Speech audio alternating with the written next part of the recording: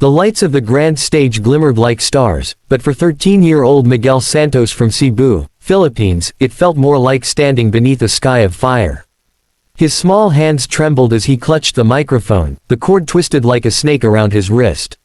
He had never seen such a massive crowd before, rows and rows of faces, cameras flashing, and judges sitting behind a long glowing table.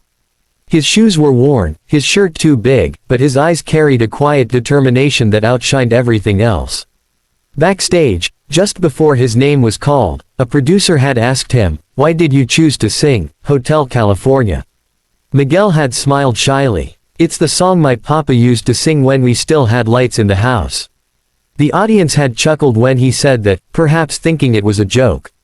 But it wasn't. The truth was, ever since the typhoon swept through their small coastal village, Miguel and his widowed mother had lived without electricity, singing to candlelight and hope. Music was all they had left of his father, a fisherman who used to hum Eagles songs while mending nets by the sea.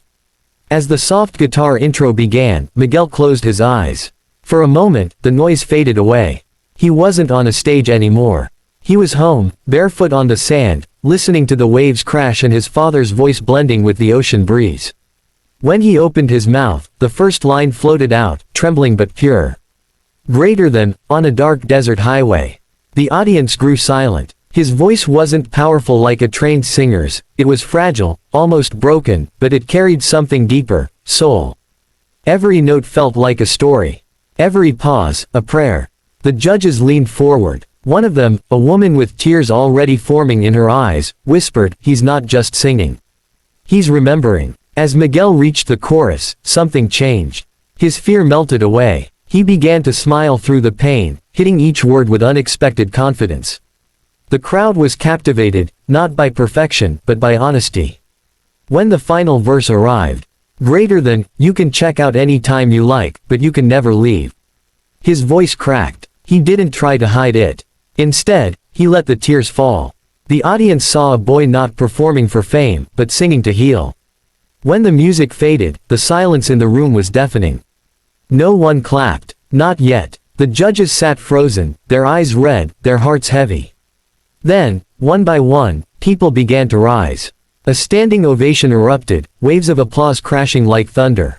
Miguel wiped his eyes, confused, as the middle judge, an older man known for his harsh critiques, stood up slowly and said into the microphone, "Son, that wasn't just a performance. That was a reminder of why music exists." And then, smash! The golden buzzer lit up the entire hall. Confetti rained from the ceiling like gold rain, swirling around Miguel as he gasped in disbelief. The judges stood and clapped through tears. The host ran onto the stage, hugging him tightly. Miguel kept shaking his head, whispering, "Is this real?" Somewhere in the audience, a woman, his mother, covered her mouth with trembling hands. She was crying harder than anyone. She had sold her wedding ring to afford the bus ride to Manila for his audition. Now, watching her son shine, she knew it had been worth everything. As the golden lights bathed the stage, the host asked him, "Miguel, what are you thinking right now?" He looked out at the sea of faces and said softly, "I think my papa heard me."